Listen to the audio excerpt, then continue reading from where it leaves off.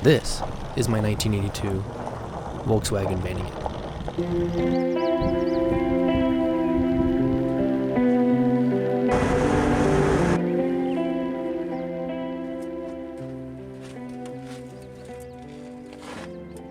When I was young, I used to wish that I could just teleport to the age of 26.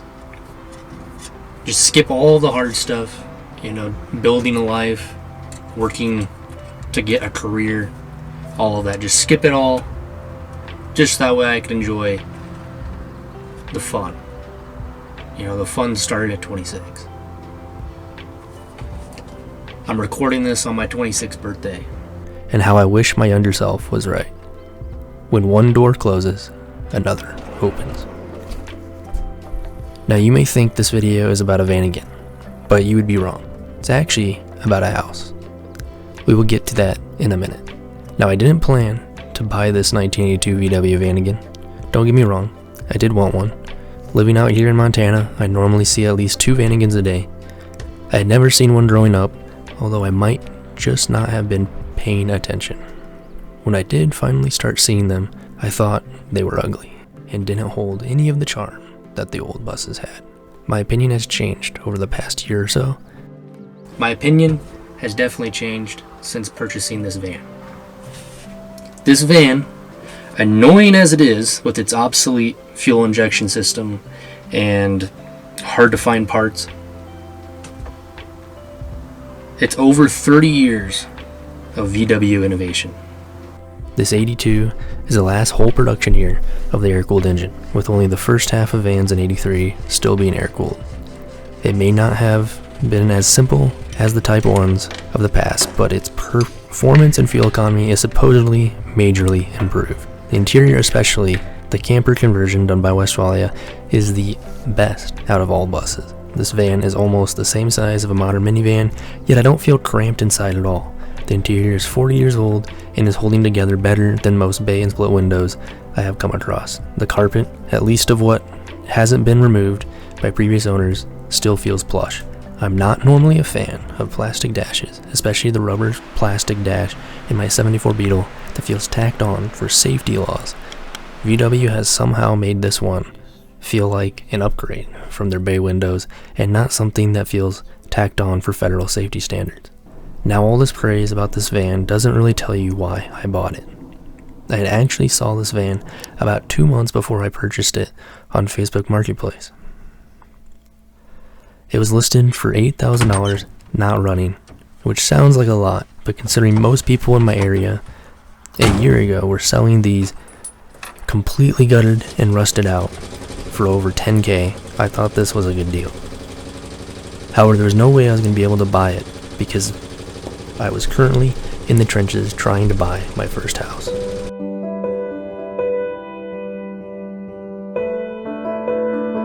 A few months before, I was entrenched in the restoration of the 77 bay window when I was told we would no longer be allowed to work in the shop or the lot we had been renting.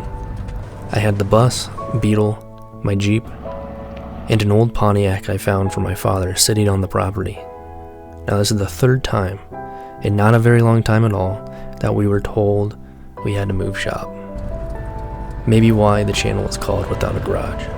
I was determined that this wasn't going to happen again, and so I decided to change focus, stop all work on the cars, and focus on finding a new permanent home. My grand idea? Find a house with a sizable chunk of land and probably the worst housing market we have ever had. Now at the time, I was only 25. I was making the most amount of money I had ever had in my life, and I had a very sizable down payment. Everyone I talked to, from real estate agents to loan officers, all said that this should be doable. Very quickly, I realized unless I wanted to never work on the cars again and work 2 jobs for who knows how long, living anywhere within 30 minutes of town wasn't an option, with the only thing close to my budget being condos, which wasn't going to solve my problem with the vehicles. I ended up finding a nice 600 square foot cabin on 10 acres nearly an hour outside of town. The drive wasn't ideal, but it was nearly $100K less than my pre-approval. and with my down payment, the mortgage should have been less than rent. The big problem, other than the drive, was that this cabin had no running water. It had a well, but it wasn't connected to the house. In fact, the house had no plumbing at all. The house had solar, if you could call it that. It had a couple panels tied into a glorified 12-volt car inverter with 2 outlets.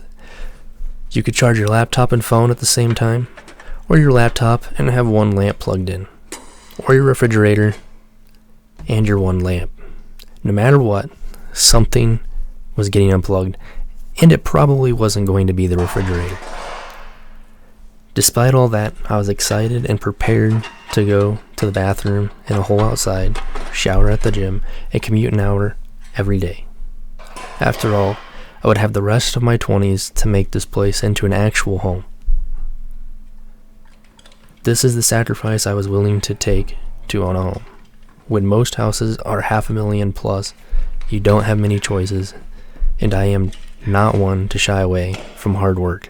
After all, I am basically rebuilding the whole bottom half of a classic car. I put an offer in on this place in early March, along with a few others. Out of all odds, my offer was accepted. The nightmare had begun. The bank I was working with said they could get a mortgage for this home. I had been looking for a year before, and every lender I talked to said they wouldn't do off-grid properties, which this was. The stipulation was that a renovation loan had to be built into the mortgage in order to get water to the house. I should have known to not trust the banks, but the time was ticking. We had 2 months to be out of the shop. I quickly got bids for a septic engineer, permitting and install electrical and plumbing, which now pushed my loan amount to the top of my pre-approval. Oh, but no stress. The bank had a plan. I would apply to get federal grants. Now I had to take classes online in order to make myself a worthy candidate to get accepted for these grants. I did this and didn't hear anything for over a month. Then the bank started asking for more than just normal bids from my contractors. The contractors all backed out of the job, and now I was back to square one. So I started the process again, got everyone to sign contracts, and then the bank did it again. My plumber now blocked my number. I proceeded to call nearly every plumber in the county. No one was willing to do the job, stating the bank was out of line, asking for too much for just a quote. The bank wanted a lot of documentation from every contractor and wanted a breakdown of everything, an entire itemized list of every part and all hours of labor. I'm a welder and work on trucks for a living. That's not how quotes are given. If a customer comes in asking for a price on repair, we give them a general cost based on similar repairs in the past. If I were to break everything down, it would take hours, not something anybody wants to do before getting paid. At this point, we had passed every deadline we had set in our purchase agreement. Over a month and a half past our initial closing date with no end in sight. At this point, we were already out of the shop and had a place for all the vehicles, the whole reason I wanted the place in the first place. I had picked up 2 extra jobs during this process because the bank somehow needed $20,000 more for my down payment, and my payment went from $1,000 a month to nearly $2,300 a month. I no longer had time to keep finding contractors for the bank to just scare them off.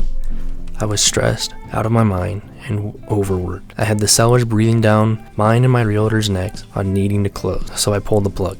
I felt bad. I felt like I wasted the seller's time. I gave my word I was going to purchase their cabin, and now I was backing out. I took the seller out to dinner to apologize for the delays and inconvenience the bank or myself may have caused. I could tell he was stressed about it, but he applauded me for explaining everything and was glad that I was learning an important lesson at only 25. Don't trust the banks. I was very angry about everything. I felt like a failure, and I felt lied to. I felt betrayed, not only by the bank, but by society and this country. I used to believe that hard work and dedication could get you anything you wanted, but now I am starting to see that that is all a lie. That being said, I may not ever be able to afford a house, but at least I can afford a non-running 1982 Volkswagen Vanagon.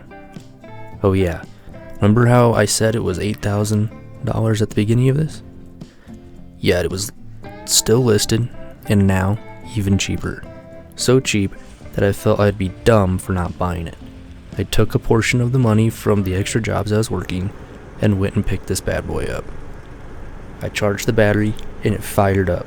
I drove it to work the next morning. Even though I was mad and bitter, maybe things happen for a reason.